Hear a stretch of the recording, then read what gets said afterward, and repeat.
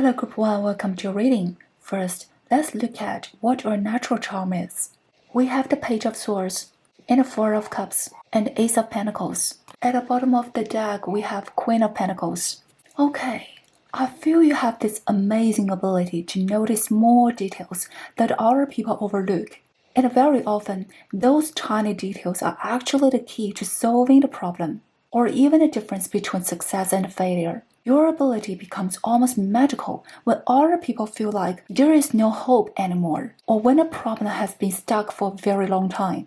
When a difficult task is given to you, or when you volunteer to take it on yourself, there is almost this feeling of, well, let's give it to them and see if they can somehow make it work. And honestly, you are not always super confident when you first receive a new task. You don't necessarily look at it immediately and think, oh, I know exactly what the problem is. Actually, every new problem seems to be completely different from the last one. There isn't always an obvious connection between them, so your past experience doesn't necessarily give you a lot of confidence. Every time you start something new, it feels like you have to go back to the beginning and figure it all out again. And your attitude is basically, okay, let's just give it a try, because you're naturally curious. Even if something is difficult or annoying, part of you still wants to explore it and see what happens. You are not someone who focuses too much on winning or losing. You simply want to try. You want to see where the problem goes and what you can do with it. And what I find really interesting and honestly quite satisfying is what happens when you finally discover the key to the problem. At first, other people might be doubtful. They might even think you are looking in the wrong direction. But once you start working on it steadily, step by step, actually solving the problem, and putting the solution into practice and building a solid foundation, people can suddenly be amazed. They are like, wait, what? So this is how it works. Oh my god, it actually works. I also want to clarify something here. When people doubt you, I don't feel like they are necessarily doubting you personally. Because the Four of Cups makes me feel that they simply don't believe the situation can be fixed. They don't believe the solution can actually work, or that ideal outcome can really happen. It's almost like they are stuck in a certain emotional mindset. It's not really that they can't think their way out of the problem. It's more like, emotionally, they have already given up. And with the Queen of Pentacles at the bottom of the deck, I also feel that you bring a very nurturing energy into the way you solve problems and complete tasks. Maybe the task itself is something very abstract, but for you, you want to make it real. You want to turn that idea into something tangible. And when it becomes real, you want it to look smooth, solid, and beautiful. So when I put all four cards together, I get this feeling that no matter what kind of problem or task you face, somehow the final result is going to make people think, wow, you did a great job. And there's one more thing I really want to point out. The Page of Swords and the Ace of Pentacles both carry this energy of something new, starting from zero or learning from the beginning. But the Queen of Pentacles at the bottom shows me that every new beginning eventually leads to something real and tangible. And as these small results accumulate, you become more and more abundant. It's almost like you keep planting one tree after another, one little patch of flowers after another, until one day you look around and realize that you've created this incredibly rich, beautiful forest. That's really beautiful energy. Next, let's look at what gift you are underestimating or overlooking in yourself. We have Death and Rebirth in the Nine of Pentacles and also Ten of Cups. At the bottom of the deck, we have Nine of Cups. Okay, so even though you always seem to magically solve difficult problems or somehow get through complicated tasks, I don't think the process is always easy for you. There are definitely times when things go wrong, or there are setbacks, or sometimes you probably feel like you've completely messed things up. And when that happens, I can see you becoming quite discouraged. But interestingly, I don't think this is because you can't accept a failure. Actually, deep down, I feel like both mentally and emotionally, you believe that failure is only temporary. You believe that eventually things will work out. The problem is that you don't always believe you will be the person who gets to see that success happen. You might think, oh, maybe I won't be able to keep going until the end. Or maybe I'm not a person who is going to solve this. Or maybe I'm not an important person in this story. Or maybe I'm not going to be the hero. And honestly, I think the hardest part for you isn't always the actual problem. It's the exhaustion that comes from fighting with yourself. In your express, we don't really have strong one's energy here, but I can still feel a very strong life force in these cars. And I think it's important to understand that being full of life doesn't necessarily mean constantly exercising, doing a million things, or traveling everywhere. Sometimes life force looks much quieter. It can look like continuing to invest your time and energy into something you love. It can be gentle, it can be patient, it can be focused. So for the people who chose this group, your life force doesn't feel explosive. It feels like more like a small stream that just keeps flowing, quietly, steadily, without stopping. And I think your achievements are similar. You're probably not someone whose success happens overnight. You're not necessarily going to solve everything in one dramatic moment or see huge results immediately. Your influence and your life force are more like something that slowly spreads over time. And especially I see the accumulation of trust and credibility. So, your credibility and influence are probably two of the qualities you underestimate most. I feel like the version of you that exists today may not even be able to imagine how much abundance you can have in the future, but I can see it. And if we go back to the Four of Cups, this is actually where your special ability comes in. You can notice the tiny signs that other people overlook. Imagine a place where everything looks completely dead, and somewhere underneath the soil, and there is this tiny little seed. It looks like it's already gone. Everyone else has given up on it. But somehow, you notice that a tiny bit of life. You plant a seed. You take care of it. And even when other people think you are being a little stubborn or unrealistic, you keep going. Eventually, people even forget that you were working on that little seed in the first place. And then when one day they look around and realize, wait, it's still alive. And not only is it alive, but it has taken root. It has grown. And it has transformed into something completely new and beautiful. And this is the kind of miracle I see in your energy. I think when we talk about heroism, we usually imagine something dramatic and intense. Someone saving everyone in the middle of a crisis, or someone making a huge decision at the very last second. Very dramatic. But there is another kind of heroism. It's finding life in the desert. It's choosing to slow down when everyone else is rushing. It's rebuilding your faith when you have every reason to lose hope. And because everyone watching this reading has a different life, actual form of this fulfillment can look very different. For some people, it could be career success, and for others, it could be a beautiful romantic relationship, and for someone else, it could even be a medical miracle. Fulfillment can sometimes mean receiving something you deeply wanted, and sometimes it means finally being free from something you no longer need. But one thing I find especially touching about this group is that you are not desperately holding on to one specific outcome. You are not trying to prove yourself to someone. You are not forcing yourself to believe that all your struggles have to mean something. You are simply living your life quietly and sincerely. You do your best with the little things, and when it comes to life itself, you are willing to give yourself fully to it, while still treating it with a lot of respect. And if some of you have already reached this level of abundance, I think this reading might make you go, oh, someone finally understands me. And if you haven't reached that point yet, then honestly, I can only tell you, your best days are still ahead of you.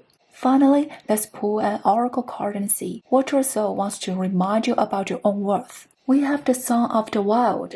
Okay, so when this card appears, it often tells me that your life is about to move into a new timeline. This is a time to step outside your comfort zone and expand your world. I know, stepping outside your comfort zone sounds like a slightly outdated idea, but think about the 4 seasons. You are entering a season of growth.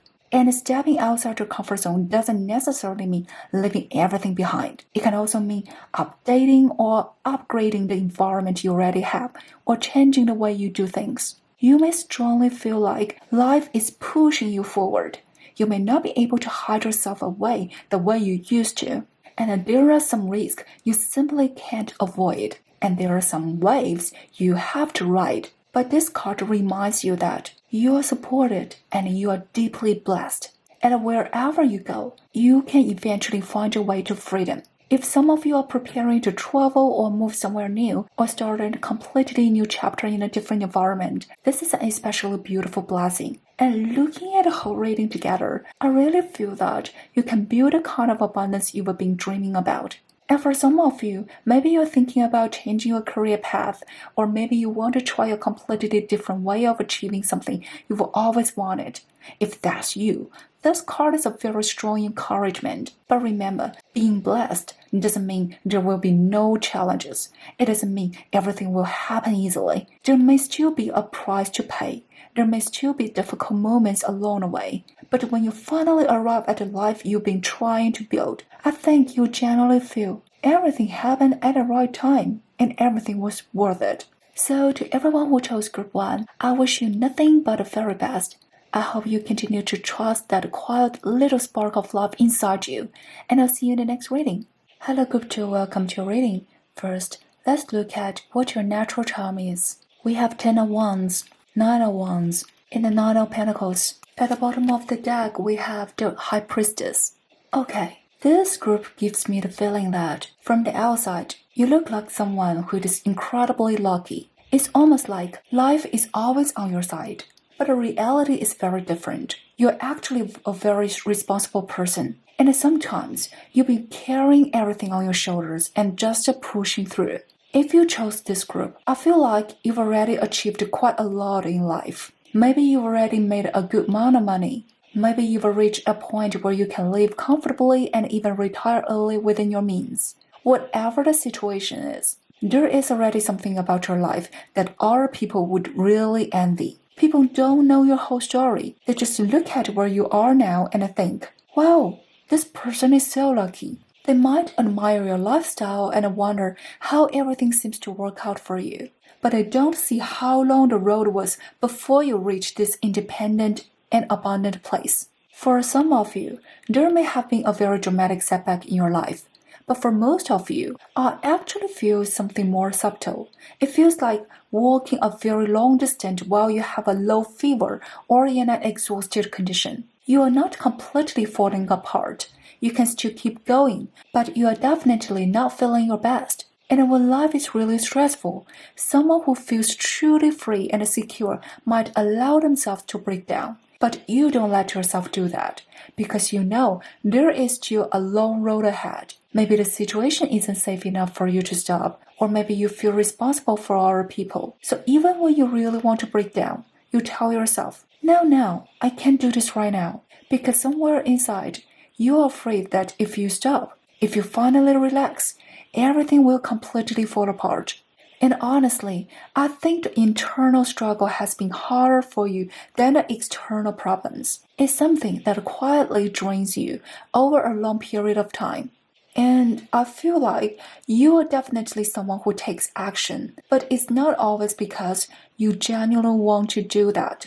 Sometimes you do it because you feel more anxious if you don't, or because you feel responsible. And sometimes nobody even asks you to take that responsibility, but you put that pressure on yourself. You always feel like you need to do something before you can feel confident and secure. But a High Priestess tells me something really interesting. If you step back and look at your whole journey, without all the emotional ups and downs, you may realize that you actually have been very lucky. Even during those moments when you were confused, anxious, or doubting yourself, the decisions you made somehow still led you in the right direction. Those difficult emotions made you feel like things were going badly, but they didn't necessarily create a negative impact on your actual life. And I think that's because your intuition has always been quietly guiding you in the right direction. I do see a period in your life when you felt quite sorry for yourself.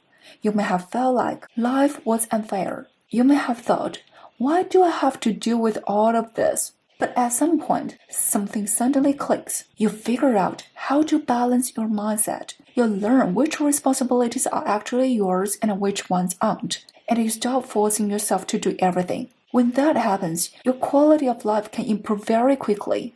And interestingly, it's not necessarily because someone comes along and saves you. It's because the obstacles inside you have finally been removed. And once those internal blocks disappear, your external life naturally becomes much easier. I also feel like you're naturally very intelligent. You can often see what is coming before other people do. But in the past, you may have made your own life much harder than it needed to be for all kinds of reasons. But once you have that moment of realization, your life becomes much more intentional. You start taking the lead. Your presence carries more weight. And when you speak, people listen.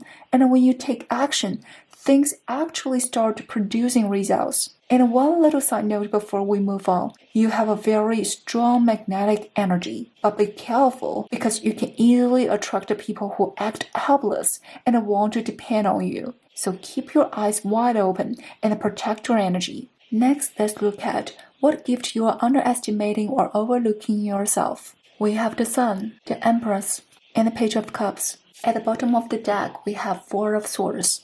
Okay, I feel like many people who chose Group 2 may actually misunderstand themselves.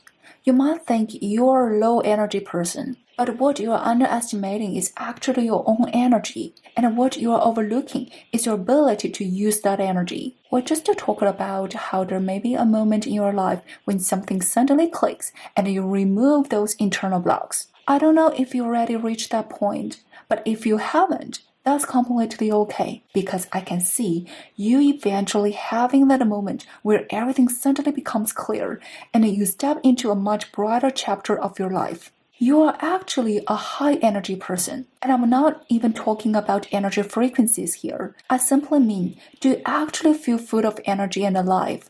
Maybe you've always thought of yourself as someone with low energy. Maybe you feel like your battery runs out very quickly. Maybe you think your body is weak or that you get tired easily. But I actually feel that this has been a way of protecting yourself. It's almost like an unconscious defense mechanism. Because somewhere inside, you know that if you're always energetic, cheerful, and full of life, a lot of people will naturally be attracted to you. And I mentioned earlier that you can easily attract the people who want your attention, care, and support. These people may not necessarily be intentionally taking advantage of you. They may not even realize what they are doing. It's more like they naturally move toward you because they sense your warmth and energy. They want to receive some of it. And this is one reason why you may have spent so much time feeling exhausted. You were unconsciously giving away a lot of your energy. And in the past, you hadn't fully learned how to choose who deserves your energy or how to set boundaries. So in order to protect yourself, I feel like you created a version of yourself that looks a little weak, a little shy, a little cold, or maybe even a little boring. Someone who prefers to stand in a corner or someone who stays behind the scenes. But honestly, that is almost the complete opposite of who you really are. The Four of Swords at the bottom of the deck makes me feel that this has almost become a role you created for yourself. You want this version of yourself to give you as much space to rest as possible, and I completely understand why. But I wonder if you've been playing this role for so long that you've started to believe that this is actually who you are. And what's really interesting is that all three of these cards, the Sun, the Empress, and the Page of Cups, carry so much life, creativity, pure emotion, and imagination. I feel like you are actually the kind of person who naturally shines. People can easily like you. People can feel drawn to you. You have this natural charm that makes people want to be around you. You're very emotionally infectious in a good way. But somehow, you've been hiding this version of yourself. You've been keeping it almost like a dream inside your own private world. And because the Four of Swords comes after the Three of Swords in the tarot, so I completely understand why you might want to hide yourself for a while. It's okay. Give yourself time to recharge. I feel like you are currently in a healing period. You're rebuilding your sense of safety and you are rebuilding your confidence. And there is something really beautiful about the Four of Swords here. This card has the energy of someone finally having a peaceful, sweet dream. You are not having nightmares anymore, and honestly, that alone is already a huge improvement. And finally, let's pull an oracle card and see what your soul wants to remind you. We have the loyal heart. This is beautiful. And this card fits the energy of the Sun and Empress so well. The message is simple. Be loyal to yourself. Trust that your energy and creativity are not limited. They can keep flowing and they are abundant, and that they are not something that can be completely blocked by outside circumstances. I also feel something very specific from this card. Many of you in group 2 may currently be in a state of hesitation. Maybe you are wondering, should I sign up? Should I apply for it? Should I take the initiative? Should I respond to this person's feelings? Should I give myself a chance to really go for it? Should I trust again? Whatever the question is, this card is asking you to listen to your heart, be loyal to yourself, choose what feels true to you, and the world will respond to you. Don't make decisions based on fear or on what other people expect from you. Trust that there is much more life, creativity, and a possibility inside you than you may realize right now. So to everyone who chose Group 2, I wish you all the best. Stay true to yourself, protect your energy, and let yourself shine when you are ready. I'll see you in the next reading. Hello Group 3, welcome to your reading. First, let's look at what your natural charm is. We have the Moon, Four of Wands, and the Queen of Pentacles. At the bottom of the deck, we have Five of Wands. Okay, you really are very charming, but it's a very quiet and subtle kind of charm. I feel like you naturally carry this sense of calmness. In a world that can be so noisy and restless, your energy really stands out. You're not necessarily the person who is obviously popular or always surrounded by people, but what you may not realize is that you leave a very strong impression on people. You might even randomly appear in someone's dreams, or someone may quietly keep a special place for you in their heart. You also have a very distinctive quality. Of course, each person in this group will have something different that represents them. But within your own social circle, when people hear about or think of a certain thing, a certain personality, or a certain scent, or a certain way of doing things, they naturally think of you. For example, if someone mentions a person who loves art, they might think of you. If someone mentions someone is a homebody, they might think of you. Or if someone talks about a person who suddenly became wealthy without making a big deal about it, they might think of you. Honestly, I also feel that people can find you both comforting and a little intimidating. The comforting part is that you really are gentle and sensitive. So when you interact with people, you tend to be graceful, thoughtful, and considerate. But there is also something about being around you that can make people feel slightly nervous. Even when you are looking at them sincerely, they might feel a little exposed. It's almost like they are afraid you can see through them. They are afraid you might notice the things they are trying to hide. But what's interesting is that I feel like you can also feel this way around other people. It's almost as if you are afraid of seeing through them. You are afraid of noticing their fears and insecurities. And once you understand what's really going on with someone, you may not know what to do with that information. Should you comfort them, or should you just pretend you didn't notice? The Queen of Pentacles makes me feel that you are naturally very caring, and the Four of Wands tells me that you really value harmony. So whenever there is something unstable or uncomfortable happening within your environment, even if it has nothing directly to do with you, you naturally want to sort things out. Traditionally, the Four of Wands can represent celebration, but between the Moon and the Queen of Pentacles, I feel much more of a peaceful, quiet atmosphere. These three cards feel very calm to me. It gives me the feeling of a cool summer night. And with the Five of Wands at the bottom of the deck, I feel like the environment around you may actually be quite noisy or competitive. It's almost like having a peaceful, relaxing home in the middle of a busy city, or being in a highly competitive environment but choosing to do things in a very calm, laid-back way. There is something about you that feels almost opposite to the environment you are in, but you don't necessarily have direct conflict with that environment. There may be occasional moments of anxiety or uncertainty, but your life itself doesn't feel chaotic. This combination of being grounded yet mysterious is something you naturally carry so well. You somehow have this balance just right. Okay, next let's look at what gift you are underestimating or overlooking yourself. We have Hierophant and Ten of Wands and the Devil. At the bottom of the deck, we have Five of Wands again. Okay, I feel like many people who chose Group 3 have some avoidant tendencies. So like I mentioned earlier, your sensitivity allows you to easily notice hidden problems and emotional tension, but you may choose to act like you didn't see anything because you're afraid of conflict. You're afraid of facing other people's fears and insecurities, and you may also be afraid of facing your own. These three cards, the Hierophant, Ten of Wands, and the Devil. These three cards really connect with the image of this group, a temple in the universe. And they make me wonder, is hell really a place? Or could it actually be the road that leads to heaven? Is being kind something we are simply born with? Or do we have to go through experiences with darkness again and again before we truly understand goodness? Could a wise teacher actually be the devil? Or maybe everything is actually the other way around? Because we came from heaven, so we can visit hell. Because we are kind enough, so we can face darkness. Because we have wisdom, so we can coexist with ignorance. The Ten of Wands sitting between the Hierophant and the Devil really touches me. If the Devil came first and the Hierophant came after, I could easily read the three cards as a simple story of spiritual growth. But that's not how these cards are arranged. So instead, I feel something a little more serious and bittersweet. These three cards are talking about helping others while also saving yourself. And with the Five of Wands at the bottom, it feels even more like this is part of your soul journey. Honestly, I don't really want to make this reading sound so dramatic. I want everyone to have an easy and a simple life. There is absolutely nothing wrong with staying in your comfort zone and enjoying a peaceful, comfortable life.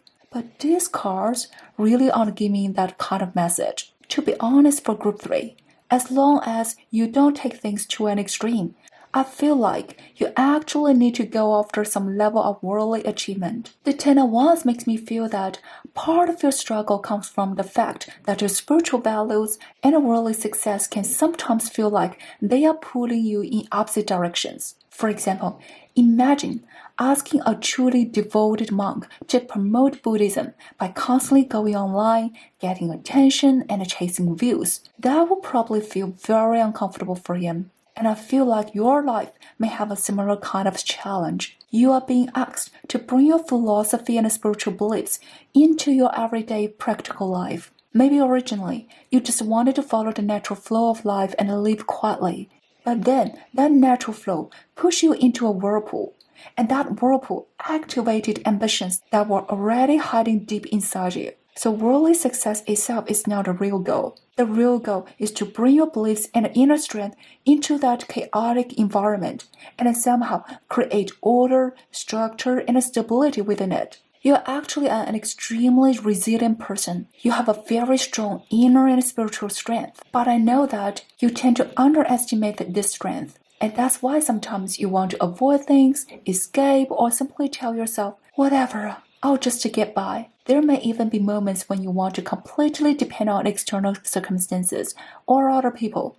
The Five of Wands also represents your inner conflict. Your inner strength is fighting against a part of you that wants to run away.